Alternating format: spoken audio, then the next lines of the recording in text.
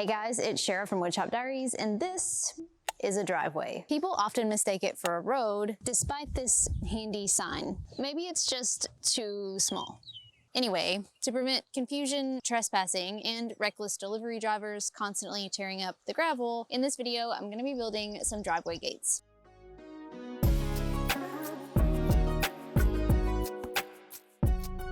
So you may be wondering why I'm building versus just buying some gates, and the biggest reason is cost. We've been shopping online for driveway gates, and unless we just wanted some plain cattle gates, the cheapest option that we could find in the width that we needed was gonna be upwards of $2,500 to $3,000. On top of that, most of them were gonna require an additional hefty freight shipping charge. So I figured it up and I could build some cedar gates for roughly $350, $400, including lumber and hardware. For that price, I could replace these like 8 times and still come out even. Second reason is simply just aesthetics. I couldn't find anything online that I just loved the looks of, and most of them were metal and I just prefer wood. So the third reason was size. Most of the driveway gates that we found online were at least 6 foot tall, and I just thought that would look kind of weird. I did find a couple of shorter options, but they just looked really cheap and they didn't cost any less than the really tall ones. So at the end of the day, it just made sense to build my own custom driveway gates. I'm actually pretty pumped about this project. So if you guys are ready to dive in and get building some driveway gates, let's head to the shop. I had planned to make 2 gates that opened in the middle, so after I measured the width of my driveway, I divided by 2 and started building 2 gates this width. I cut cedar 2x4s and 2x8s to build the main frame of both gates. Now, I mentioned earlier that one of the reasons that we didn't buy pre-built driveway gates was because they were so tall. So I built these about 4 foot.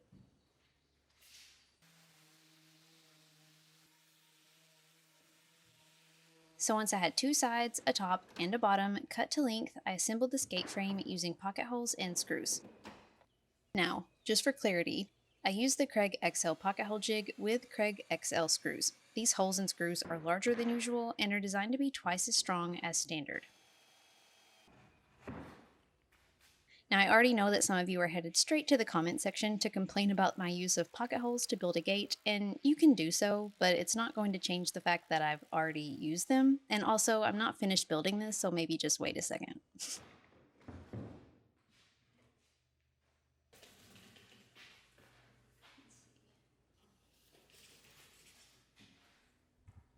Now, once the frame was together, I wanted to add a 2x4 piece across the diagonal.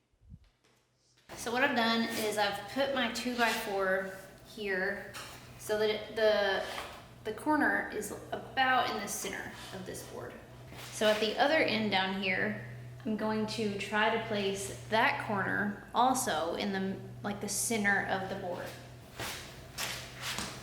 So I'm just gonna mark this one.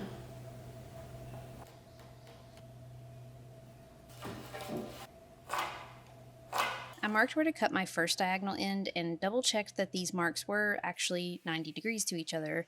Then I trimmed them with a circular saw.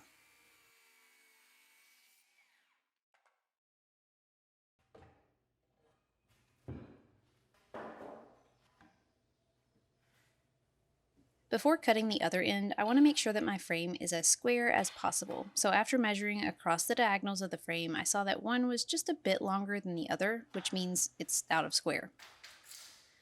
So I used some pipe clamps to kind of force the frame square before marking the other end of the diagonal.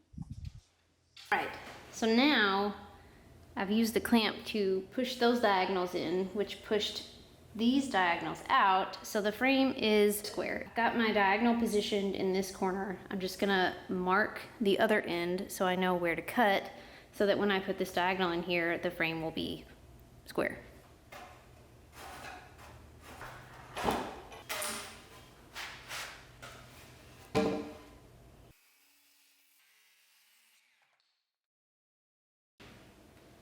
Once cut, I test fit the diagonal piece back into the frame. Perfect.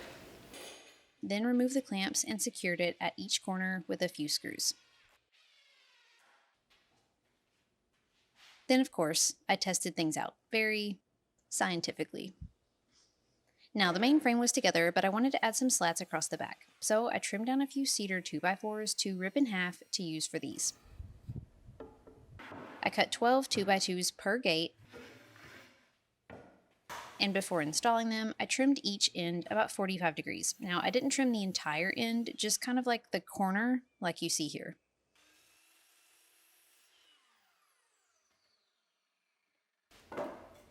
Then I spaced these out across the back side of my gate and secured them with screws.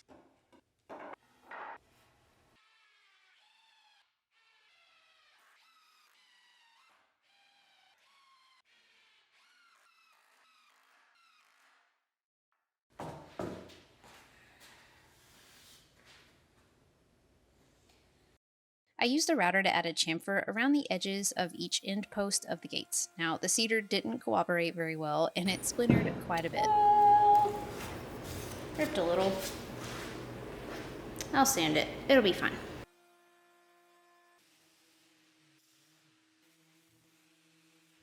Then I repeated to build another gate just like this one, only with the diagonal going the opposite way so that they're mirrored. So I already know that the big question is going to be, how much do those weigh? So I brought out a scale and we will weigh the gates. So just me, 117.4.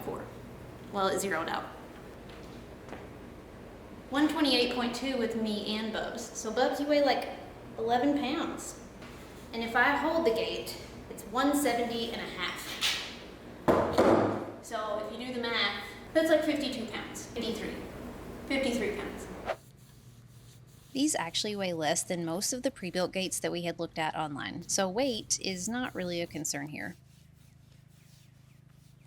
I gave both gates a coat of Cabot Australian timber oil to protect them and to add a little color. Now let's talk a minute about the design.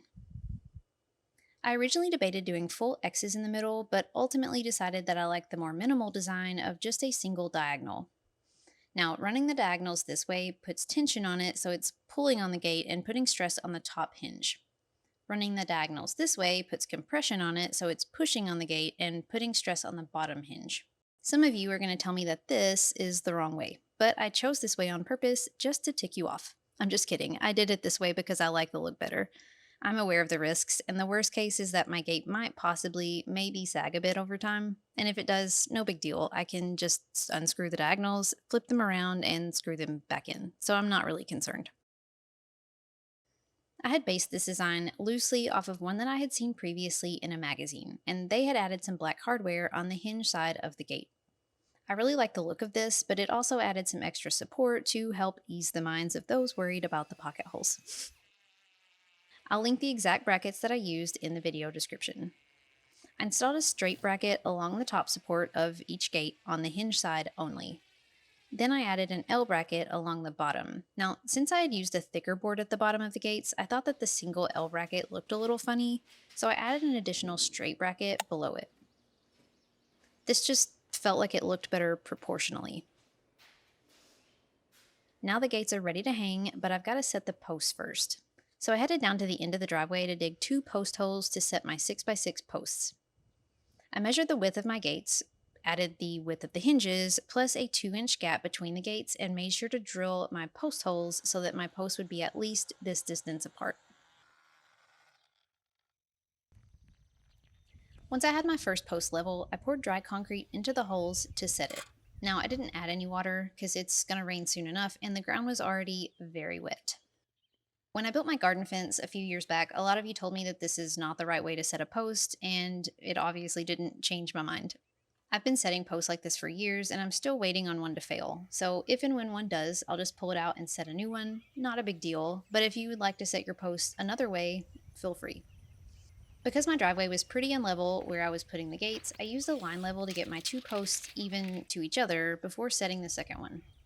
Then I pulled a string across the front to make sure that they were square before filling the second hole with concrete and backfilling around each post with dirt.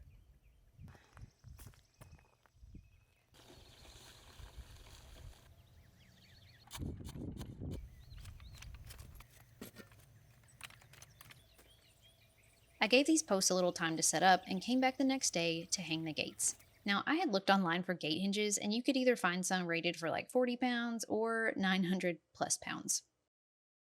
Since there really didn't seem to be a lot of in between options, I just went with the big ones, even though it's very much overkill. I'll link the hinges that I used here in the video description, but I installed these onto my gates with lag screws, one toward the top and one toward the bottom.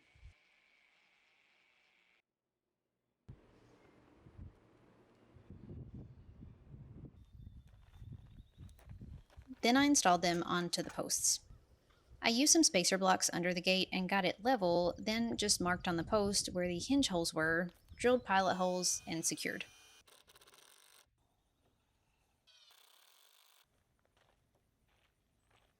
The right side gate was pretty easy to install by myself, but the left side, since it needed to be so much higher off the ground, I couldn't get it myself, so I recruited my dad to come help. We installed the left side gate the same way, using spacer blocks and marking the hinge holes, but the extra set of hands just helped hold the gate steady since they were so many spacer blocks.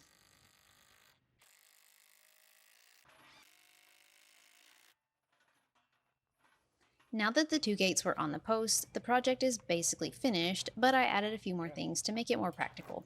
Added a pair of solar lights to the post tops, and these were quite a bit smaller than I had planned for them to be. Please don't laugh at how tiny they are, but they work fine for now. Eventually, we would like to add some stone columns here anyway, so we can always upgrade these later. Then we added an automatic opener system.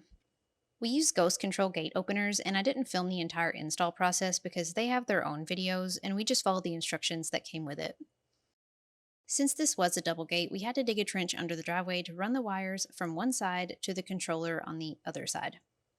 Then I just let Danny wire all of that in. This system has openers like garage door openers, but I also set a post to mount a keypad on for visitors.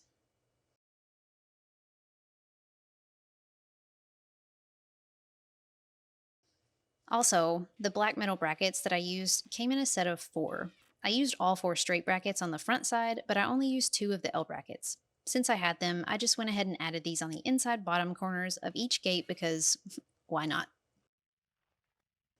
Then, to prevent people from just driving around the gate, I also built a fence on both sides. I would show you how I built the fence, but it was so hot outside while I was working on it that the camera kept overheating. And also, the haters would just tell me I was doing it wrong, and I hate to give them that opportunity. I'm just kidding. Basically, I just set 4x4 posts, just like the 6x6s, ran 2x6s between them, spacing them about 10 inches apart. I just screwed these in from the front side, then covered the front with 1x4s and added some post caps.